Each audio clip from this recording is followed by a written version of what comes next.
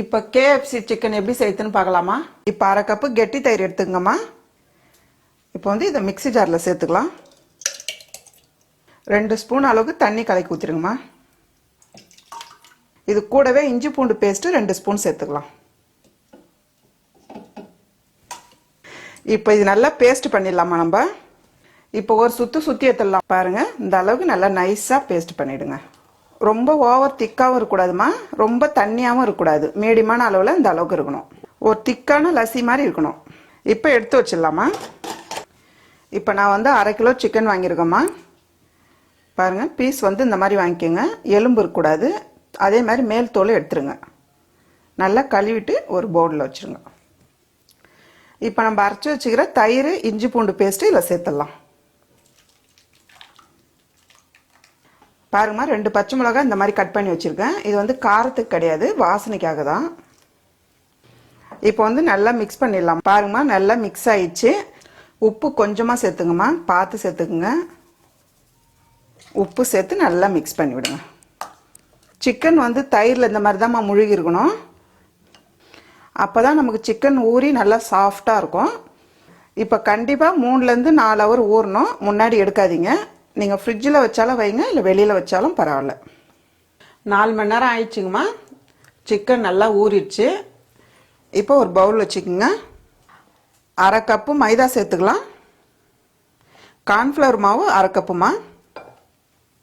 Bread தூள் 1/2 cup. Oats 1/2 cup. 1 spoon மிளகாய் தூள்மா. மிளகுத்தூள் 1 ஸ்பூன். உப்பு தேவையான அளவு. நம்ம ஏற்கனவே சிக்கனில் உப்பு சேர்த்துருக்கோம். இப்போ லைட்டாக சேர்த்துக்குங்க. இப்போ எல்லாம் சேர்த்து மிக்ஸ் பண்ணிடலாமா. எல்லாம் பவுடரும் நல்லா மிக்ஸ் பண்ணிவிடுங்க. பாருங்கள், இந்த அளவுக்கு நல்லா மிக்ஸ் பண்ணி எடுத்து வச்சிடலாம். இப்போ இன்னொரு பவுல் வச்சுங்கம்மா. அதில் வந்து 3 முட்டை சேர்த்துடலாம். இப்போ வந்து முட்டை நல்லா மிக்ஸ் பண்ணிவிடுங்கம்மா. இப்போ முட்டை கூடவே 2 ஸ்பூன் மைதா மாவு சேர்த்துக்கலாம். இப்போ மைதா மாவு சேர்த்து நல்லா மிக்ஸ் பண்ணிவிடுங்கம்மா. அந்த திப்பிலாம் இருக்கக்கூடாது, நமக்கு திப்பிலாம் இல்லாத அளவுக்கு நல்லா மிக்ஸ் பண்ணிவிடுங்க. இப்போ லைட்டாக உப்பு சேர்த்துக்கலாம். ரொம்ப அதிகமாக சேர்க்காதீங்க.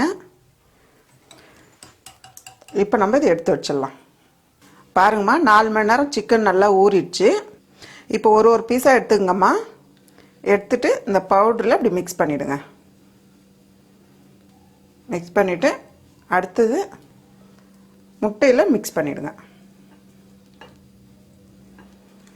மிக்ஸ் பண்ணிவிட்டு அடுத்தது நம்ம பவுடரில் மிக்ஸ் பண்ணணும்.